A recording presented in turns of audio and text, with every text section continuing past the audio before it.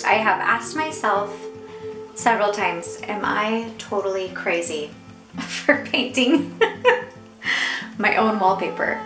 But you know what? Now that I see it coming together here, I'm starting to really like it.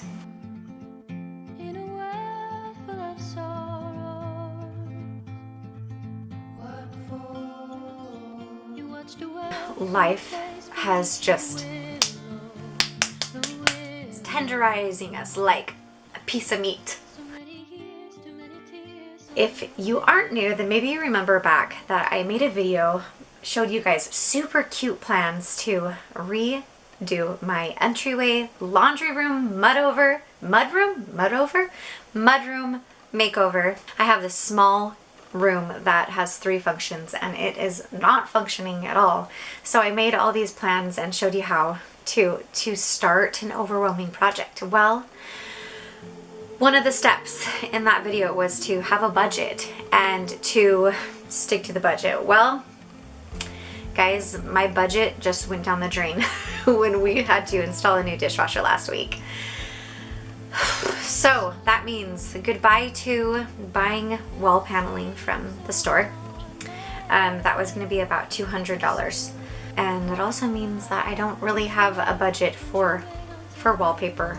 You know, wallpaper's awesome. Wallpaper is adorable. I'm totally feeling the wallpaper vibes. But I totally can't afford the wallpaper prices. So, I've been playing with ideas back here, obviously. This week, I want to take you guys out to the barn. You know that I have some scraps out in the barn. This old house had a couple of remodels, and all of these old trim pieces and old flooring ended up out in the barn. We're gonna go dig around there, and I'm really pushing my creativity to the limits to scrounge up some alternatives to my plans. You know, I easily could have said, sorry guys, we're not gonna do this makeover anymore. We're not gonna be able to do all these cute ideas. But you know what? I'm not shunning the fight. I am using this hit to really test my creativity and my design abilities. And so we're putting flooring on the walls, like actual tug and groove wood flooring. It's going up on the walls, and we're designing our own wallpaper with paint. I hope you guys like this video.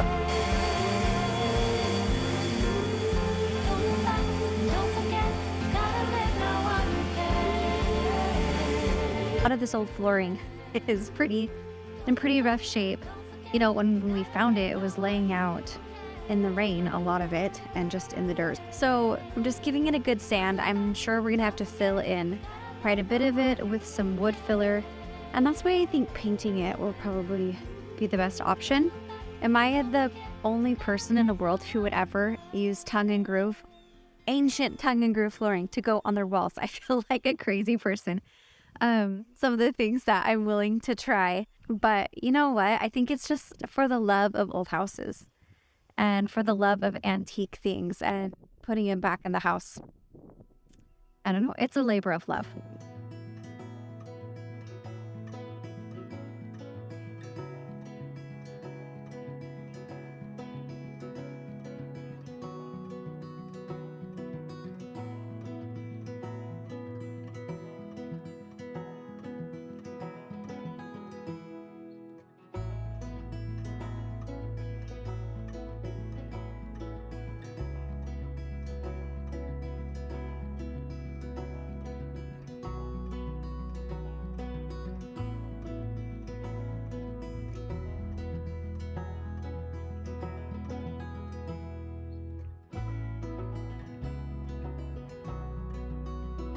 My plan now is to go tongue and groove flooring on this wall, and then put a trim piece right here, right above this light switch or plug-in, whatever, and have this piece here with some shaker pegs, so do a pegboard here. Now this is all going to be the stenciling and also this back wall. So this color is antique white. This is a color I put in my bedroom and I just love. It's warm and buttery, and I just like the name of it too, antique white. I think it suits my house. I'm either going to do antique white for the base, or I'm going to choose a color for the base. And then my idea is to do this stencil on top of one of these colors. So this first color I'm going to put up next here is Nature Green, which is really the brightest color I got. Really a pop. I was thinking I want to bring nature inside, so what says it better than Nature Green? I picked up these sample bottles over at Lowe's. They're like $5 a piece. And so for me, it's really worth it to grab a few of these and see which one I like. And then I can always hang on to these bottles for projects and little things like that. This is the only blue color I picked up. It's called Tidewater. Originally, I wanted to go with blue and white in here, and then I brought in green.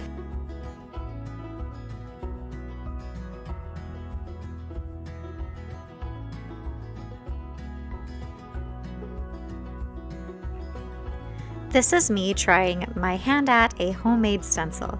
So I made a few designs over on Canva.com, and I printed them out on cardstock and ran them through my laminator.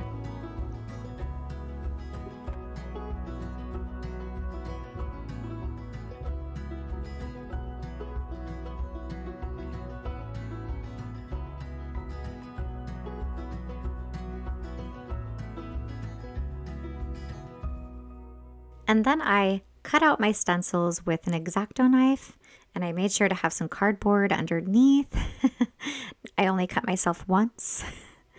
I tried different designs. Canva.com is a great online designing program, and it has a free option as well as a paid version, and I do so many things on there with my channel.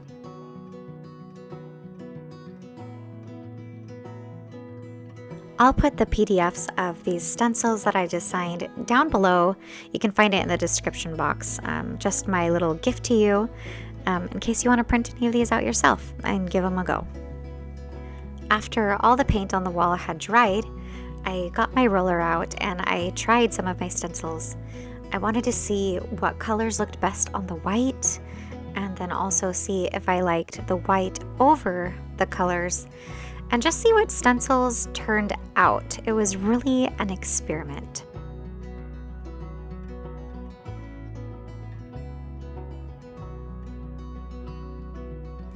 What I found was if I had too much paint on my roller brush, then my stencils came out blotchy. I think a different brush application would work better for this stencil idea. I did try it with a paintbrush, keeping it quite dry and kind of lightly brushing it over the stencil, and that seemed to come out with a sharper image. But I still wasn't quite sold with the results that I got from the stencil. So if you're doing this stencil idea, I would really strongly suggest finding a paintbrush or some application brush that is just for stencils, and seeing how that works for you. I did think this large clover flower turned out the best with the stencil, probably because the edges were a little bit fuzzier and it allowed for a little bit more mistakes. And that's the beauty of paint. If you don't like how it turns out, then you just paint over it. So overall, I decided to go with the antique white as the base paint, and the base paint for the whole room. So I painted the entire entryway this nice antique white color, and I'm still going for this wallpaper look. And so I got out a dry brush that I had, and I did some brush strokes on here in an X form to try to give it a more of a linen color, so it looked like it was an actual wallpaper with some sort of texture. And what it did is it pulled out some of the darker tan that was coming out from underneath antique white, and it made it look well, textured, and I really, really loved it.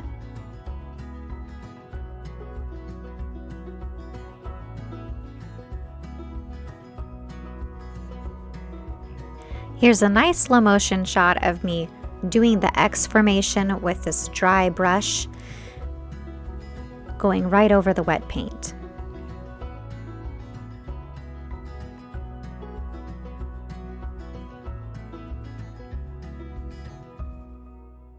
So whenever you're coming up with your own design, you're really pushing your creativity.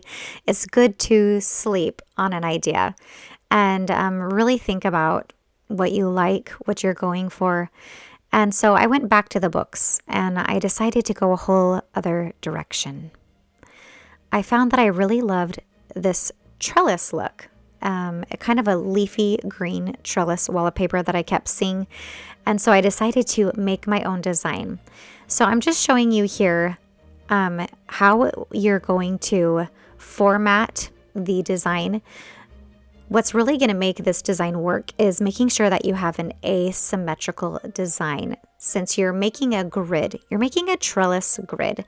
And even though this is handmade and hand painted, having it all asymmetrical and with even lines is going to make it look, well, good and professional. So you don't hate it every time you walk in the room.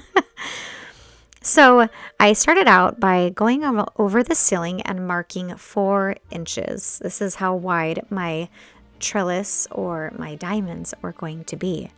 And then I picked a point below the window sill. This was going to be the bottom point of the grid, and marked 4 inches there. Then I had a point A and a point B to draw from. And I just used a board for a straight edge to mark my lines, but you could also use a long ruler as well. And this is where I got out my artistic skills and began making this leafy pattern.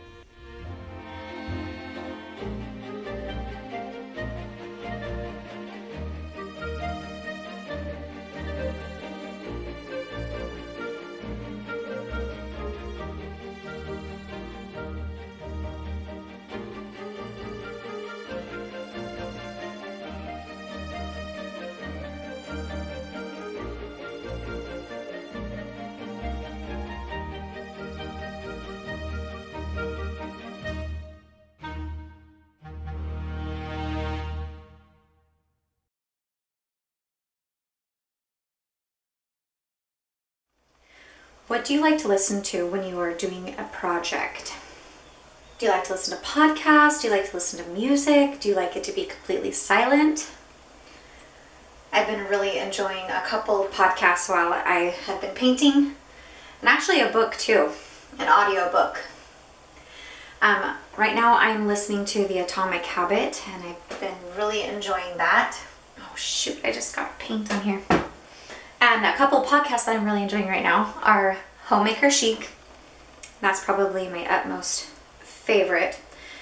And then also Simple Farmhouse Life by Lisa Bass. Those are some of my favorites. I've been really into this French artist. I'll have to figure out what her name is. Of course, it's French. And another one is Andre Bocelli, who's Italian. So apparently I love to listen to classical European artists, but yeah, that's kind of my jam. What do you like to listen to when you're working?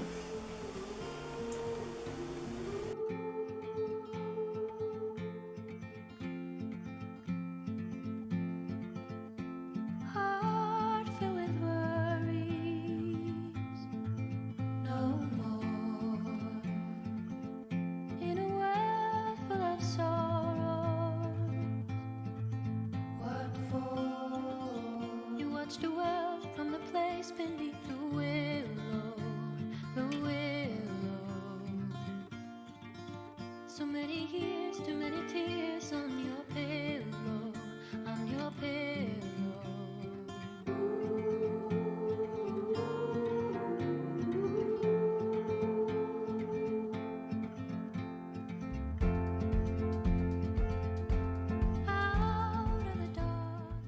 The kids are going to be home really soon, and I am racing to get as much done as I possibly can, because my goal is to get this done by this afternoon. My goal was to get it done before the kids come home. Well, it's a good thing I baked these sourdough oatmeal cookies, because they are powering me through this painting project. Okay, let's finish this. So what do you think, guys? I am in love with the results. And you know, that's all that really matters, is that you love your space, that it suits your taste. I love the artistic brush strokes that I can see and that it's unique. My plan is to go along this other wall with that as well, and probably paint those tongue and groove boards this same green color to tie it all together. Please follow along with this makeover. You can watch every single step of the way. I'm really excited to see how it turns out. And if you haven't already, push that subscribe button, leave me a nice comment down below, and I'll catch you next time. Love you lots.